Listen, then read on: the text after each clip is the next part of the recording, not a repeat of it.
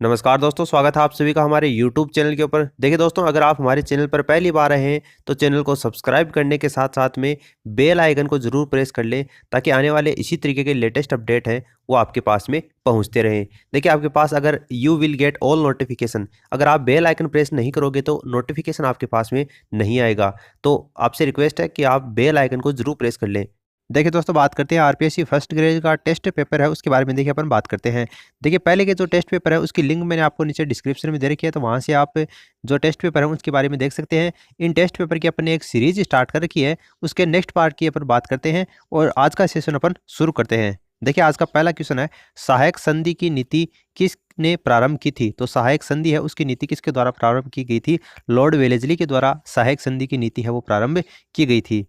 देखिए, next question है, प्रजामंडल आंदोलन के दौरान जोधपुर जेल में अव्यवस्था व अन्याय के विरुद्ध भूख हड़ताल करने के कारण स्वास्थ्य खराब हो जाने से 19 जून 1942 को कौन से स्वतंत्रता सेनानी की मृत्यु हो गई थी? बाल मुकुंद बिस्सा की मृत्यु हो गई थी। इसलिए ऑप्शन जो थर्ड होगा वो इसका राइट आंसर होगा। नेक्स्ट है, राजस्थान के लौह पुरुष माने जाते हैं, तो राजस्थान के लौह पुरुष है दामोदर लाल व्यास को कहा जाता है, इसलिए ऑप्शन जो थर्ड होगा वो इसका राइट आंसर होगा।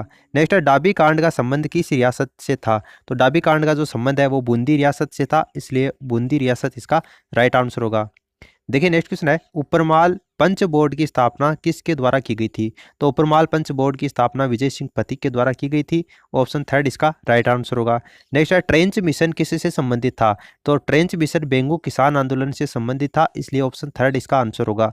नेक्स्ट है, बजट 2018-19 में अतिरिक्त सिंचाई क्षमता सृजन का लक्ष्य निर्धारित किया गया है। 2018-19 में अतिरिक्त सिंचाई क्षमता का जो लक्ष्य है वो 15,000 हेक्टेयर का निर्धारित किया गया है, इसलिए ऑप्शन थर्ड इसका राइट आंसर होगा। देखिए दोस्तों, जब मैं क्वेश्चन पढ़ूं उसी समय आपको खुद से इमेजिन कर लेना है कि कौन सा आंसर इसका राइट आंसर होगा। मैं आपको डायरेक्ट इसका क्या बताऊंगा, राइट आंसर बताता चलूंगा। देखिए, नेक्स्ट क्वेश्चन है, राजस्थान ग्रामीण जल प्रदाय परियोजना तथा फ्लोरोसिस मिटिगेशन परियोजना का संचालन कौन से जिले में किया जा रहा है? तो कौन से जिले में किया जा रहा है? नागौर जिले में किया जा रहा है। नेक्स्ट है, यदि कलकत्ता में जो 83 डिग्री पूर्वी देशांतर पर स्थित है सूर्योदय का समय अगर 6 बजे है, तो अजमेर में जो 74 डिग्री पूर्वी देशांतर पर स्थित है उसमें सूर्योदय का समय क्या होगा? तो देखिए, 83 पूर्वी देशांतर के ऊपर स्थित है, अगर 6 बजे हैं तो 74 डिग्री पूर्वी देशांतर पर समय क्या होगा? देखिए, 74 डिग्री पूर्वी देशांतर, उसके बाद में देशांतरों का अंतर आएगा। तो देखिए, 74 डिग्री पर कितना दे रखा है आपको? 83 दे रखा है, बाद में 74 डिग्री पर देशांतरों का अंतर, इसलिए 74 और ये कितना आ गया? 9 डिग्री आ गया। तो 9 डिग्री देशांतर है, उसको 4 मिनट से आपको मल्टीप्लाई करना पड़ेगा। तो 4 मिनट से मल्टीप्लाई करोगे तो ये 36 मिनट आएगा। 36 मिनट का अंतर है वो दोनों के मध्य है। तो पहले जैसे आप कलकत्ता में सूर्य उदय होगा, जैसे इस तरीके से भारत का जो मैप है, तो उसमें जो कलकत्ता में पहले सूर्य उदय होगा क्योंकि ये पूर्व दिशा में स्थित है, और उसके बाद में अजमेर में आएगा। तो कलकत्ता में सूर्य उदय होगा, उसके बाद में जब अजमेर में सूर्य उदय होगा तो 36 मिनट का दोनों के बीच में डिफरेंस आएगा। अभी अपन ने निकाला है 9 × 4 = 36। तो 6 बजे है तो अजमेर में सूर्य कब उदय होगा? 6:36 के ऊपर उदय होगा। तो 6:36 क्या आएगा? इस क्वेश्चन का राइट आंसर आएगा, इसलिए ऑप्शन थर्ड इसका राइट आंसर होगा। नेक्स्ट क्वेश्चन देखिए, राजस्थान के किस क्षेत्र में पिडमांट मैदान स्थित है? तो राजस्थान के कौन से क्षेत्र में पिडमांट मैदान स्थित है? पूर्वी मैदानी प्रदेश के अंतर्गत स्थित है, इसलिए ऑप्शन सेकंड इसका राइट आंसर होगा। नेक्स्ट देखिए, आपको दे रखा है, क्षेत्रफल की दृष्टि से राज्य का सबसे बड़ा कृषि जलवायु खंड कौन सा है? तो क्षेत्रफल की दृष्टि से शुष्क जो पश्चिमी मैदानी क्षेत्र है, आप सभी को पता भी होगा पश्चिमी मैदानी क्षेत्र क्या है, सबसे बड़ा कृषि के क्षेत्रफल के मामले में भूखंड है। नेक्स्ट क्वेश्चन है, नागौर जिलों में जो डेगाना भाकरी है वो कौन से उत्पादन के लिए प्रसिद्ध है? तो नागौर में जो डेगाना भाकरी है वो किसके उत्पादन के लिए फेमस है? टंगस्टन के उत्पादन के लिए जाना जाता है। तो टंगस्टन क्या होगा? इसका राइट आंसर होगा। देखिए, इंपॉर्टेंट क्वेश्चन है और ये बहुत एग्जाम में क्वेश्चन पूछा जाता है टंगस्टन के लिए। देखिए, नेक्स्ट क्वेश्चन है, दिए गए शब्दों में सादृश्य कथन आपको पहचानना है। तो देखिए, होंडा आपको दे रखा है, सुजुकी और टोयोटा, तो ये तीनों क्या है? जापानी कंपनियों के नाम है, इसलिए तीनों क्या है? जापानी कंपनियां होगा, इसका राइट आंसर। नेक्स्ट क्वेश्चन आपको दे रखा है, रीजनिंग और मैथ से रिलेटेड कुछ क्वेश्चन आपको दे रखे हैं। इसमें दे रखा है 0, 2, 4, इस तरीके से एक सीरीज दे रखी है और आपको आगे वाला जो इसमें पूछा है कि कौन सा इसमें लेटर आएगा। तो देखिए, आपको ये देखते ही पता चल जाना चाहिए कि पहले 0 यहाँ पर है, फिर सेकंड पोजीशन पे, फिर थर्ड पोजीशन पे, उसके बाद में चौथी पोजीशन पे। इसका मतलब अब 0 आएगा ना वो पहली पोजीशन पे आएगा। उसके बाद देखिए 2 है वो सेकंड पोजीशन पे है, फिर 2 थर्ड पोजीशन पे है, फिर 2 फोर्थ पोजीशन पे है। इसका मतलब इस बार जो 2 आएगा ना वो कौन सी पोजीशन पे आएगा, सेकंड पोजीशन पे आएगा। इसलिए इस बार 2 कहाँ पे आएगा, सेकंड पोजीशन के ऊपर आ गया। तो इस तरीके से 0 और 2 आपको कौन से ऑप्शन में दे रखा है, स्टार्टिंग में। 0 और 2 आपको चौथे ऑप्शन में स्टार्टिंग में दे रखा है और कहीं भी स्टार्टिंग में नहीं दे रखा है। इसलिए चौथा ऑप्शन क्या हो जाएगा, इसका राइट आंसर हो जाएगा। आगे अपन को ये सोल्व करने की जरूरत ही नहीं पड़ेगी। देखिए नेक्स्ट दे रखा है, यदि किसी सांकेतिक भाषा में डार्क को ये लिखा जाता है तो लैंप को क्या लिखा जाएगा। तो देखिए डार्क में डी आ रहा है और यहाँ पे डी से पहले सी आता है और डी के बाद में ई आता है। यानी कहने का मतलब ये जो लेटर है ना उससे एक लेटर पहले वाला और एक लेटर बाद में वाला। आगे देखिए यहाँ पर जेड लिखा गया है, जेड से पहले क्या आता है, ए लिखा गया, ए से पहले जेड आता है और ए के बाद में बी आता है। यानी कि एक के पहले वाला लेटर और एक के बाद में वाला लेटर लिखा गया है। उसी तरीके से आपको लैंप के बारे में लिखना है। तो लैंप का जब आप इस तरीके से लिखोगे तो क्या आएगा, इसमें ऑप्शन जो फोर्थ दे रखा है वो इसका राइट आंसर आएगा। नेक्स्ट देखिए आपको दे रखा है, एक पुरुष का परिचय देते हुए एक महिला ने कहा कि यह मेरी माँ का क्या है, इकलौता पुत्र है। तो बताओ कि वह महिला है वो उस पुरुष से किस प्रकार से संबंधित होगी। तो वो जो महिला होगी वो उस पुरुष की क्या होगी, भांजी होगी। इसलिए ऑप्शन जो थर्ड होगा वो इसका राइट आंसर होगा।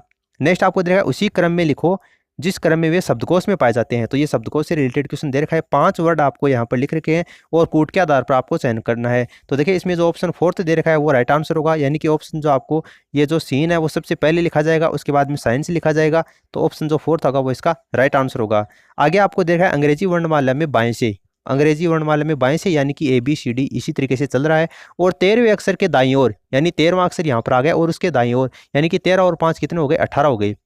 5वें स्थान पर कौन सा अक्षर आएगा, तो 13 और 5 18 होते हैं और 18 अक्षर पर कौन सा आता है, आर आता है। 18 आर आता है और एस 19 नंबर पे आता है। 18वां लेटर पर कौन सा आएगा, आर आएगा। इसलिए ऑप्शन जो फर्स्ट होगा वो इसका राइट आंसर हो जाएगा।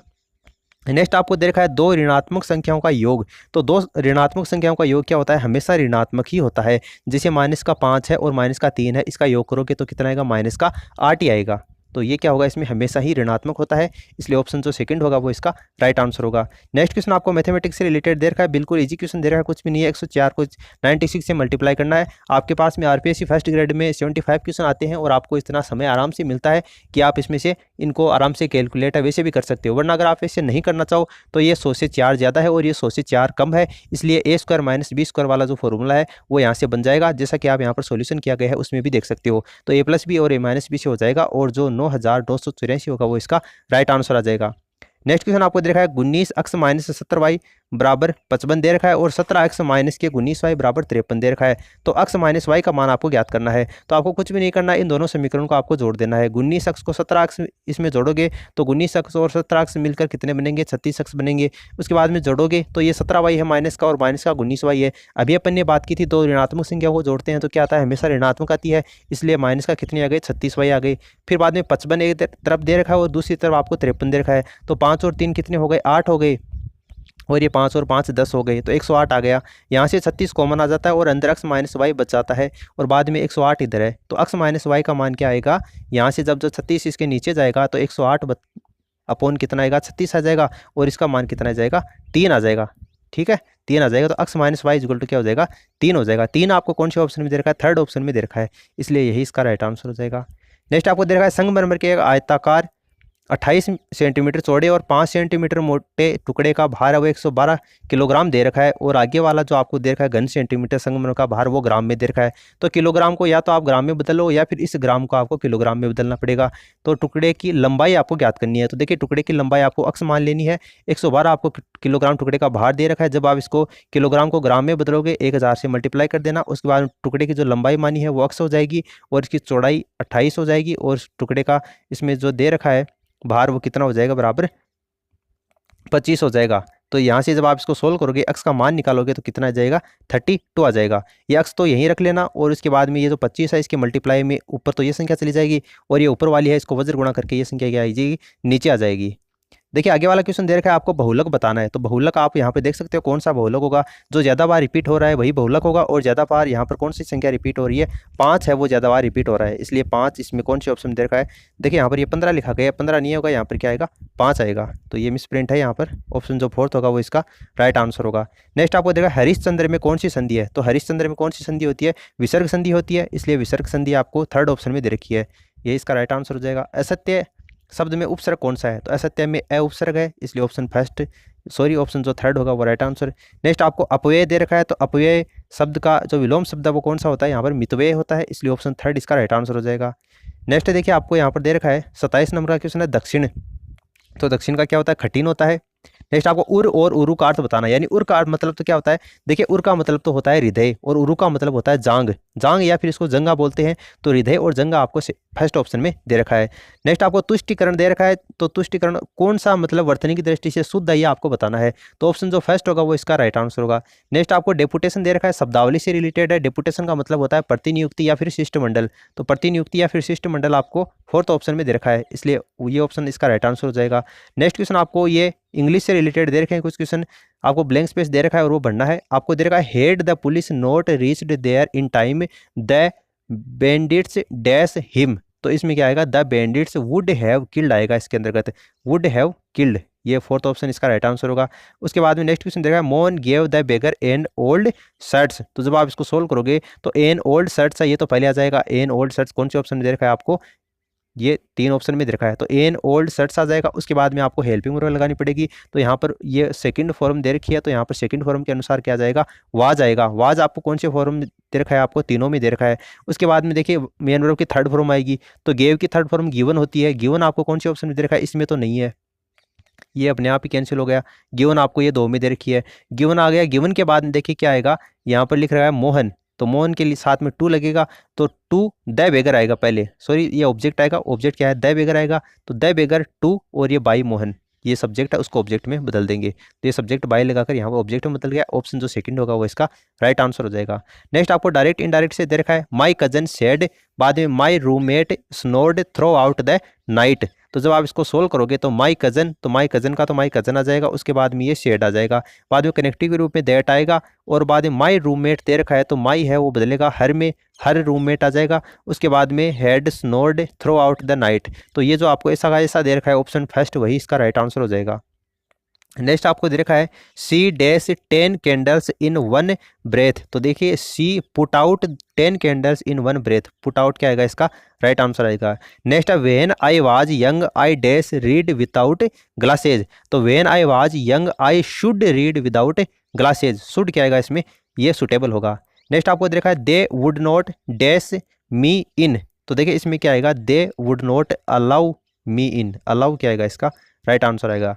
नेक्स्ट आपको देखा है कोई विलयन अंडे के पिसे हुए कवच से अभिक्रिया कर एक गैस उत्पन्न करता है जो चूने के पानी को दूधिया कर देती है, इस विलयन में क्या होगा, तो इस विलयन में क्या होगा, हाइड्रोजन क्लोराइड होगा, इसलिए हाइड्रोक्लोराइड, इसमें HCl इसका राइट आंसर होगा। नेक्स्ट क्वेश्चन आपको देखा है NaOH का 10 ml विलयन HCl के 8 ml विलयन के से पूर्णतः उदासीन हो जाता है, यदि हम NaOH के उसी विलयन का 20 ml लें तो उसे उदासीन करने के लिए HCl के विलयन की कितनी मात्रा की आवश्यकता होगी, तो इसमें 16 ml क्या आएगा, इसका राइट आंसर आएगा। नेक्स्ट आपको देखा 1 किलोग्राम राशि का वजन है, तो 1 किलोग्राम राशि का वजन कितना होता है, इसमें 9.8 क्या होता है, न्यूटन होता है। 1 किलोग्राम में 9.8 न्यूटन होते हैं, इसलिए इसका राइट आंसर होगा। नेक्स्ट आपको देखा एक बीकर में पानी की जो बर्फ़ है वो तैर रही है, बीकर में पानी के ऊपर बर्फ़ तैर रही है, जब बर्फ़ पूर्णतः पिघल जाएगी तो बीकर में पानी का तल क्या होगा, उतना ही रहेगा, बीकर में पानी का तल है वो बढ़ेगा नहीं, ये एक सोचने वाली बात होती है, ऑप्शन जो थर्ड होगा वो इसका राइट आंसर होगा। नेक्स्ट वृद्धि काल के दौरान वृद्धि हार्मोन का अतिस्रावण उत्पन्न करता है, तो वृद्धि काल के दौरान वृद्धि हार्मोन का जो अतिस्रावण वो क्या उत्पन्न करता है, एक्रोमिगेली उत्पन्न करता है, एक्रोमिगेली इसका राइट आंसर होगा। नेक्स्ट है एडिशन रोग किस हार्मोन के अल्पस्रावण के कारण होता है, तो कौन से हार्मोन के अल्पस्रावण के कारण होता है, ग्लूकोकार्टिकाइड, इसमें जो हार्मोन होता है उसका स्रावण कम मात्रा में होता है जिसके कारण एडिशन नाम का जो रोग होता है वो हो जाता है। नेक्स्ट आपको दे रखा है खाद्य जाल में ऊर्जा का प्रवाह होता है, तो खाद्य जाल में ऊर्जा का प्रवाह एक ही दिशा में होता है, इसलिए एक दिशा इसका राइट आंसर होगा। नेक्स्ट है निम्न में से शैक्षिक प्रशासन का कार्य नहीं है, तो ये जो आपको 4 ऑप्शन दे रखे हैं शैक्षिक प्रशासन का कार्य इनमें से कौन सा नहीं होता है, समन्वय में कमी क्या होगा, इसका राइट आंसर होगा। उसके बाद देखा है शैक्षिक प्रबंध को कहा जाता है, तो शैक्षिक प्रबंध क्या है, एक विज्ञान होता है, इसलिए विज्ञान एक ये इसका राइट आंसर होगा। नेक्स्ट है भारत में आधुनिक शिक्षा का सूत्रपात माना जाता है, तो भारत में आधुनिक शिक्षा का जो सूत्रपात है वो सन 1854 में हुआ था, इसलिए सन 1854 इसका राइट आंसर होगा। नेक्स्ट है शैक्षिक पर्यवेक्षण की आवश्यकता है, तो शैक्षिक पर्यवेक्षण की आवश्यकता होती है शिक्षण प्रक्रिया को प्रभावोत्पाद बनाने के लिए, तो इसलिए प्रभावपूर्ण बनाने के लिए होती है शैक्षिक पर्यवेक्षण की आवश्यकता, इसलिए ऑप्शन जो थर्ड होगा वो इसका राइट आंसर होगा। नेक्स्ट है भारत सरकार ने शिक्षा आयोग की सिफारिश के आधार पर इसे अपने हाथों में ले लिया, उस समय इसे किस नाम से जाना जाता था, तो उस समय इसे किस नाम से जाना जाता था, देखिए national staff college for education planners and administrators, इसके नाम से जाना जाता था, इसलिए यही क्या होगा, इसका राइट आंसर होगा। नेक्स्ट आपको देखा क्षेत्रीय शिक्षा संस्थान अजमेर किस विश्वविद्यालय से संबंधित है, तो क्षेत्रीय शिक्षा संस्थान अजमेर जो है वो महर्षि दयानंद सरस्वती विश्वविद्यालय से संबंधित है, इसलिए ऑप्शन सेकंड इसका राइट आंसर होगा। नेक्स्ट आपको देखा है निःशुल्क और अनिवार्य शिक्षा की व्यवस्था करने की कल्पना किस प्रकार के शैक्षिक प्रशासन में की गई है, तो प्रजातांत्रिक में जो शैक्षिक प्रशासन है उसमें की गई है, ऑप्शन फोर्थ इसका करेक्ट होगा। नेक्स्ट दे रखा है विद्यालय कार्य को सुचारू रूप से चलाने की जो विधि होती है उसे किस नाम से जानते हैं, जनतांत्रिक के नाम से जाना जाता है। नेक्स्ट निर्देशन एक प्रकार की व्यक्तिगत सहायता है जो एक व्यक्ति द्वारा दूसरे व्यक्ति को जीवन लक्ष्य के निर्धारण व समस्या समाधान के योग्य बनाती है, शैक्षिक निर्देशन की परिभाषा है, तो ये परिभाषा किसके द्वारा दी गई थी, जोन्स की द्वारा दी गई थी, इसलिए जोन्स की इसका आंसर होगा।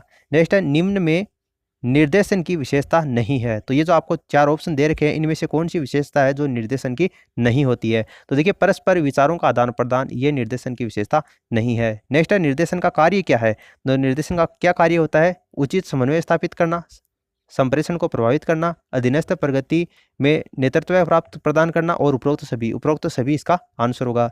नेक्स्ट आपको देखा है राजस्थान में राजकीय IAS संस्थानों की संख्या है कितनी है, 2 इसकी है संस्थानों की संख्या, इसलिए 2 ऑप्शन थर्ड इसका राइट आंसर होगा। नेक्स्ट देखिए आपको देखा है लोकसभा अध्यक्ष के वेतन और भत्ते को निर्धारित करता है, तो लोकसभा जो अध्यक्ष होता है उसको वेतन और भत्ते निर्धारित करने का कार्य संसद का होता है अनुच्छेद 97 के अनुसार, इसलिए संसद क्या होगी, इसकी राइट आंसर होगा। नेक्स्ट है लोकसभा आयोजित करने के लिए अपेक्षित गणपूर्ति यानी कोरम है वो कितना होता है, तो 1/10 होता है, 1/10 सदस्य उपस्थित होने जरूरी होते हैं तभी ये क्या होती है, इसकी गणपूर्ति होती है। नेक्स्ट है संसद सदस्य में, देखिए संसद सदस्य संसद में अपनी सदस्यता गवा देगा यदि वह सत्रों से निरंतर अनुपस्थित रहे, तो देखिए कितने सत्रों के ऊपर, 60 दिन तक अगर वह लगातार अनुपस्थित रहे तो वह संसद का सदस्य होने की जो मतलब निरंतरता होता है वो गवा देता है। नेक्स्ट दे रखा है भारत के नियंत्रक और महालेखा परीक्षक का कार्यकाल कितने वर्ष का होता है, तो देखिए 6 वर्ष का होता है भारत के नियंत्रक और महालेखा परीक्षक का कार्यकाल, इसलिए ऑप्शन फोर्थ इसका आंसर होगा।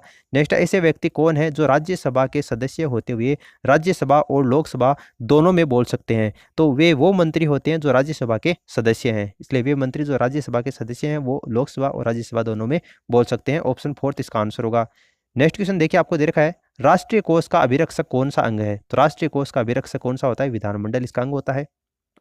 नेक्स्ट है यदि संसद किसी विशिष्ट उद्देश्य के लिए कोई समिति नियुक्त करे तो उसे किस नाम से जानते हैं, तदर्भ समिति के नाम से जानते हैं। Very very important question, exam में बहुत बार ये क्वेश्चन रिपीट होता है।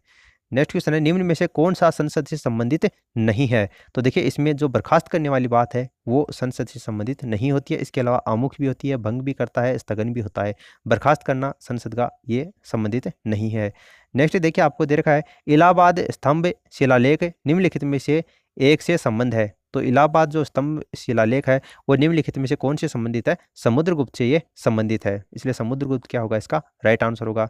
नेक्स्ट है बोधायन प्रमेय यानी बोधायन सल्व जो सूत्र है वो किस से संबंधित है, तो समकोण त्रिभुज की भुजाओं की लंबाइयों से संबंधित है बोधायन प्रमेय, इसलिए ऑप्शन फर्स्ट इसका आंसर होगा।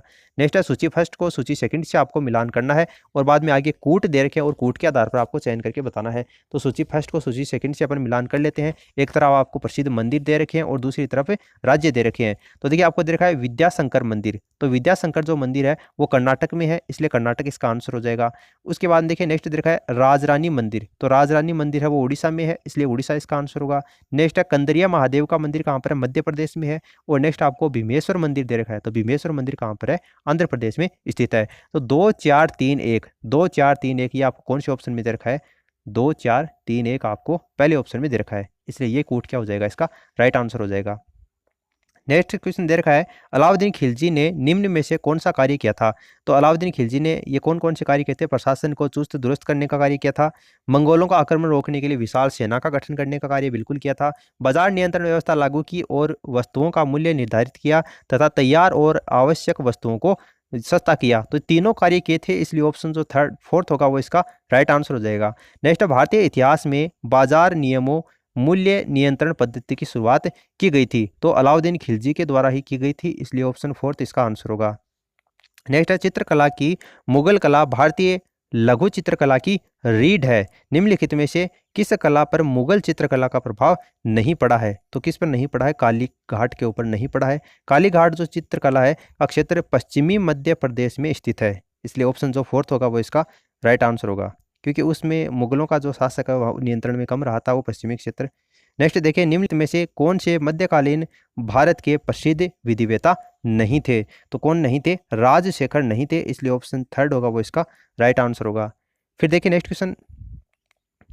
क्वेश्चन आपको दे रखा है, मंगल पांडे ने 1857 के विद्रोह की पहली गोली चलाई थी। तो बैरकपुर में चलाई थी मंगल पांडे ने 1857 के विद्रोह की पहली गोली, इसलिए बैरकपुर क्या हो जाएगा, इसका करेक्ट आंसर होगा। Next, British east India company का गठन किया गया था। तो ब्रिटिश ईस्ट इंडिया कंपनी है उसका गठन किया गया था मर्चेंट जो एडवेंचर्स यानी साहसिक व्यापारी उसके नाम से जाने वाले लंदन के कुछ व्यापारियों के द्वारा किया गया था, इसलिए ऑप्शन फर्स्ट इसका आंसर होगा।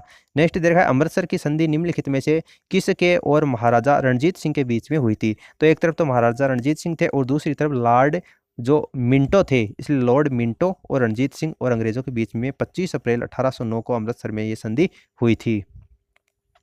नेक्स्ट क्वेश्चन दे रखा है, अंग्रेजों ने अपनी दक्षिण की प्रथम फैक्ट्री कहां पर स्थापित की थी। तो मुसल्लीपट्टनम में इसे स्थापित करने का कार्य किया था, इसलिए मुसल्लीपट्टनम इसका राइट आंसर होगा और 1611 ईस्वी में कार्य किया गया था। लास्ट क्वेश्चन आपको दे रखा है, ब्रिटिश इंडिगो बागान मालिकों ने के अत्याचारों का वर्णन करने वाला प्रसिद्ध नाटक जो नील दर्पण है वो किसके द्वारा लिखा गया है। तो नील दर्पण प्रसिद्ध नाटक दीनबंधु मित्र के द्वारा लिखा गया है और ये दीनबंधु मित्र है वही इसका राइट आंसर होगा। तो देखिए दोस्तों, कंप्लीट 75 क्वेश्चन आंसर के बारे में अपन ने बात की है और ये सीरीज आगे इसी तरीके से जारी रहेगी। वीडियो अच्छा लगा है तो इसे लाइक कीजिए, अपने दोस्तों के साथ में भी इसे शेयर कीजिए ताकि उनको भी अपनी स्टडी में बेनिफिट मिल सके। और अभी तक आप हमारे चैनल के नए मेहमान हैं तो चैनल को सब्सक्राइब करने के साथ साथ में घंटी के आइकन को प्रेस कर लें ताकि आने वाले लेटेस्ट वीडियो का नोटिफिकेशन आपको समय के ऊपर प्राप्त हो सके।